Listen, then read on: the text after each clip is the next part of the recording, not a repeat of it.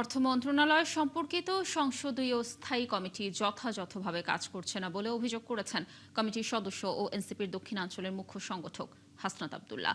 তার মতে সরকারদলীয় কিছু সদস্য এই কমিটির অলংকার হয়ে কাজ করছেন। দুপুরে জাতীয় সংসদে অর্থ মন্ত্রণালয় সম্পর্কিত স্থায়ী কমিটির দ্বিতীয় বৈঠক শেষে তিনি এসব কথা বলেন। এ সময় হাসনাত আব্দুল্লাহ অভিযোগ করেন, এনবিআরের কাঠামোগত সংস্কার, ট্যাক্স, জিডিপি সহ 4টি গুরুত্বপূর্ণ এজেন্ডা নিয়ে বৈঠকে অর্থমন্ত্রী ও এনবিআর কর্মকর্তারা ইতিবাচক থাকলেও সরকারদলীয় কিছু সদস্যের অসহযোগিতায় কোনো সিদ্ধান্ত নেওয়া যায়নি। ব্যবসায়ীদের হয়রানি বন্ধে বন্দর, ব্যাংক ও এনবিআর এর মধ্যে ডিজিটাল ডাটাবেজের প্রস্তাব করা হয়েছে বলেও জানান তিনি। এছাড়া করভিত্তিক সম্প্রসারণ, কমলাপুর ডিপোর সক্ষমতা বাড়ানো সহ গুরুত্বপূর্ণ কিছু প্রস্তাবনা তোলা হয় বৈঠকে।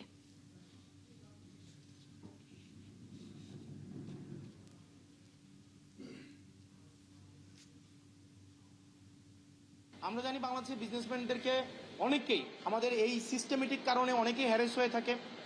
আমরা আমাদের জায়গা থেকে প্রস্তাব দিয়েছিলাম যে কন্ট্যাক্টলেস ট্যাক্স পেমেন্ট সিস্টেম, অর্থাৎ বিজনেসম্যানরা দেখা যাবে কি পোর্টের সাথে এবং ব্যাংকের সাথে যেহেতু সম্পর্ক আছে, তাদের এনবিআরে কোনো যাওয়ার প্রয়োজন নাই। এনবিআরে গিয়ে এখানে হ্যারেস হওয়া আপনাদের এইটার কোনো প্রয়োজন নাই।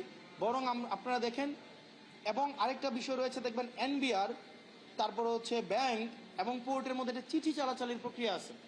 এই 2026 সালেও এসেও তারা একজন আরেকজনকে চিঠির মাধ্যমে তারা একটা বিষয় অবহিত করে।